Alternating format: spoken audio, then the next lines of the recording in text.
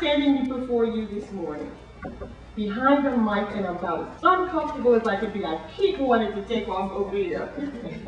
This is so out of character for me.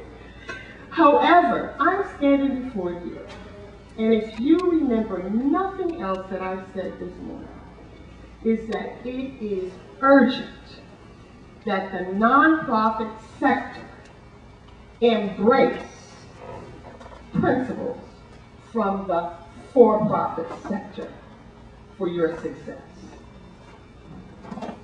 There is no need for a separation whatsoever. For you see, even though the for-profit community can use their balance sheets to demonstrate how well they have performed, Mr. Clark, we in the nonprofit community can use our mission parallel with the dollars that we invest in our portfolios, and we can demonstrate a double bottom line. In many cases, we can demonstrate a triple bottom line. And I call the triple bottom line is when we have the ability to impact the global environment. That is, the work that we do transcends globally. I see that even as a triple bottom. So often when we go in to present our cases, we go in as charities in need of help, when in fact we should be going in as investors with opportunities for others to join in for the common good. How many people in their proposals present themselves as investors? Because that's what we are. We are business people. We should practice good business principles. Because if we don't, we will go out of business. I remember back in 1999 as a student of philanthropy with Paul Elversacker. Any of you that's been around philanthropy for a long time know Paul Elversacker. I sat in his class. And he said to us, he said, in the year 2000, prominent organizations that many of you think very highly of will be going out of business. And I looked and I said, who could that be? Then shortly after his conversations and after meeting him at many community foundation meetings, a prominent accounting firm wrote a report in around the same time, the 1990s, and said in the 21st century, most of the nonprofits would be in the business of going out of business. Now, I'm not here to impart any scare tactics on you. I'm just here to say there are scarce resources. There's a big work ahead of us. Many of the things that we're working on in New Haven in 2007, you were working on them in New Haven in 1999. You're very fortunate that you are still able to work on them. However, your time is running out. It is time now to explore some new ways to get some things done immediately. And I say to you that number two, which is probably one of the biggest challenges you will face, it's time to get some like-minded people in the room just like this, not just today. This is the beginning. And develop some kind of guiding coalition or a group that will in fact become a powerful group with leadership skills, with credibility in the community, with communications ability, with authority, with analytical skills, and a sense of urgency. I see this as the beginning. You have the community foundation in the room with all of its resources, including economic capital. You have in the room an intermediary with all of its resources and intellectual capital. Now that, in some way, needs to be harnessed into a vision that will allow you to access people in places to create possibilities for social business ventures. When you get together, you got to decide what you want to do. And I tell you, developing the change vision and the strategy is the key to your overall success. I encourage you to constantly develop a knowledge center for your organization so you will understand where the clock is, how it's ticking, and how you need to respond to it for the better of your organization, keeping the mission foremost in your mind. You want to clarify how the future will be different from the past and how you can make the future a reality. You're going to have to communicate this for understanding. This new capitalism, let me tell y'all, I read 5 books, and I'm not sure if I can still explain it to any person walking down the street in New Haven. And that's the way it really should be. This new capitalism, where we have this blended value, where we look at the blended value of the good that we do in our organizations, as well as the good of the investments, and how we blend that value together to increase economic and social gains. You need a knowledge-based center.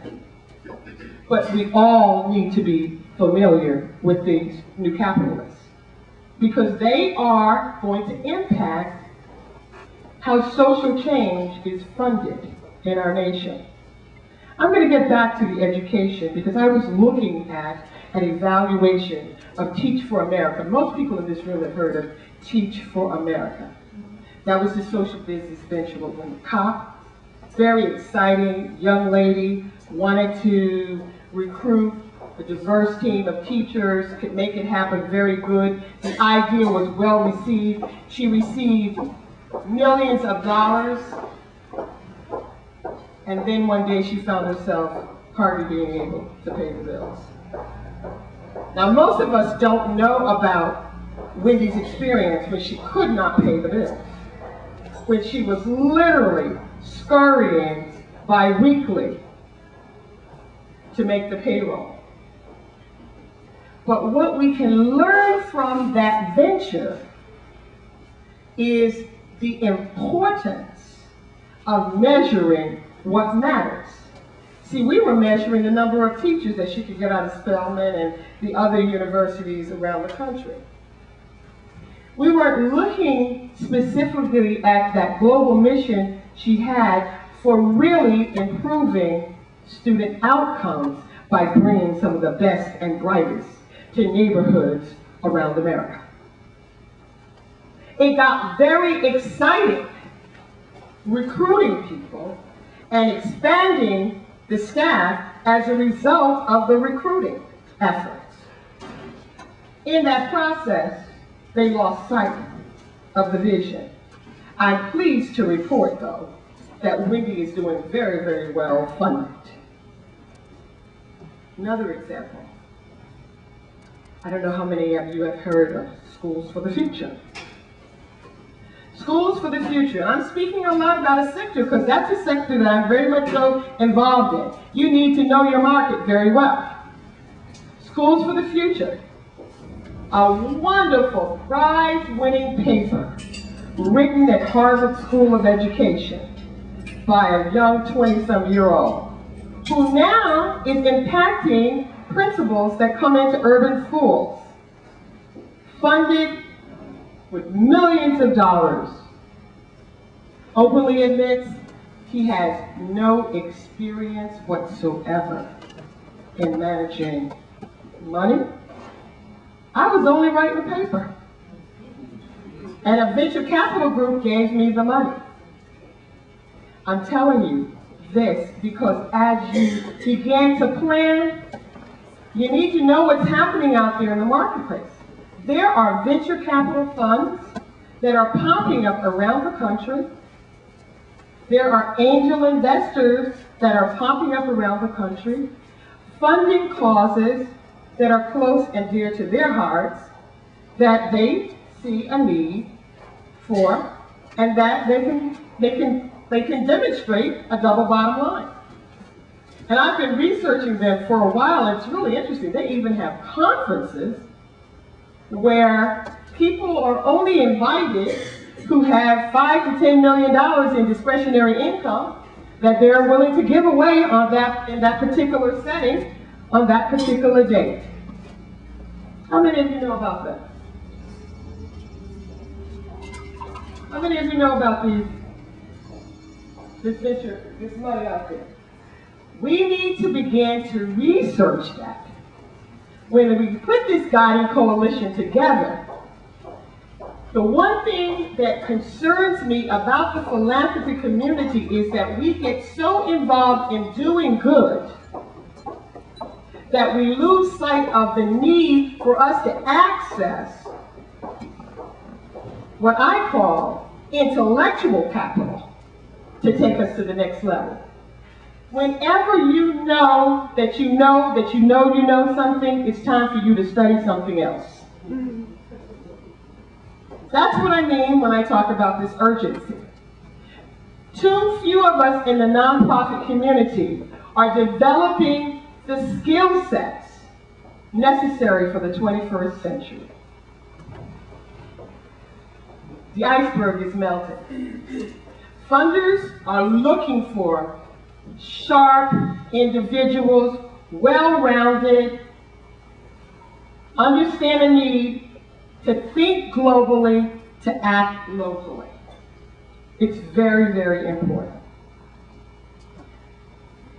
In this whole process, and that's what I love about it, and that's what I love about this book, this little fable about penguins coming together and understanding after a lot of doubting no-nos and know-it-alls questioned whether the iceberg they was living on was melting. And the truth of the matter is, this poor guy who's kind of like where I'm standing in front of me, and some people are looking at me like, what in the world is she talking about? Had to go through that, didn't give up, using an 8-stage process, was able to get them to understand that the iceberg was, in fact, melting. But the adults still didn't want to hear it. It was the young people. And that's what we need to do, is begin to empower young people within our organizations to act. It's funny, they don't carry all that baggage of the older people. It's funny, isn't it interesting how young people can fight 1 minute and be back together again, and we tend to bring back the fight from Model Cities, or the fight from CPI, the fight from, you know what I'm talking about. And we never forget them. But young people, in fact, if you organize them around the issue, and you're clear on a vision, and they can latch onto the vision, you will not get rid of them.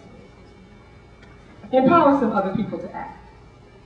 And this is the part that we use a lot in our work at Neighborhood Leadership Initiatives, is produce short-term wins. Create some visible, clear successes as soon as possible. Don't put your most monumental task out there first. Do some small stuff and then celebrate it. Do it incrementally and celebrate it. And then over time, don't let up. Press harder once you get in there, and faster after the successes. Be relentless with initiating change after change after change until the vision is a reality. But don't stop there, because you got to make it stick. You're going to have to create a culture, a new culture, if you're talking about a social business venture, a new culture. And then you're going to have to embrace some new ways of behaving.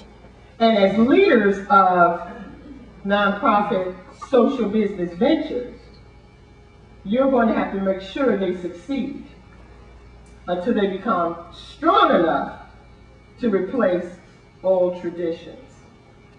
And I thought about it. And for yours, I took the 8-step process of successful change, Carter, and I put some other 8 steps next to Carter's.